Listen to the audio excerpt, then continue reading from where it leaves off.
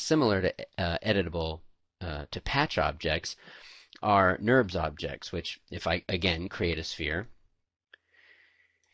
and then right click on that sphere and say convert to NURBS, now it's going to create a very similar type of result, but a NURBS object uses a different style of curve. And so if I look at the subobjects of a NURBS surface, I have CVs, which I can move around. And this, what happens when I move these CVs around is that it goes into this mode called transform degrade. If I come back up to the NURBS surface, I can choose to, if I uncheck transform degrade, then go back into the CVs, I can move them around while the surface is going to update.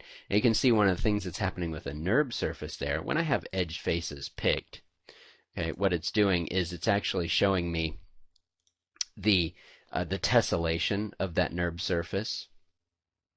And NURBS surfaces can adaptively tessellate to make up for curvature. And so what happens is, you see, as I bend this this region of that sphere out, it's actually redrawing those triangles to compensate for that more intense curvature right there. And so again, a little bit better than polys in that it's adaptive now.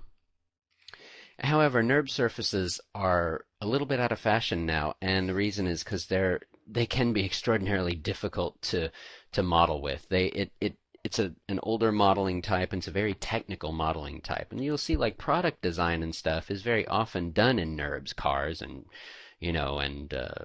bottles and things like that are done in NURBS modeling because it's a very technical, it's a very precise modeling type.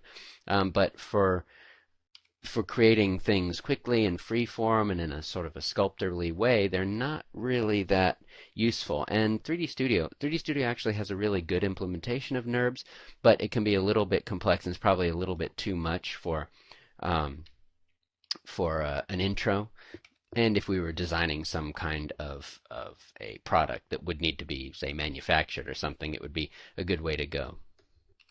And if you wanted to work in a curved surface, actually, to be honest, I kind of like 3D Studio's patches a little bit better, because NURBS, I have access to these CVs and stuff, but I don't really have access to the individual patches that are bound by those CVs. So I can't simply do, if I wanted to make a complex surface, I can't simply do an extrusion like I can with a patch, or even divide arbitrarily. You can't do it with NURBS.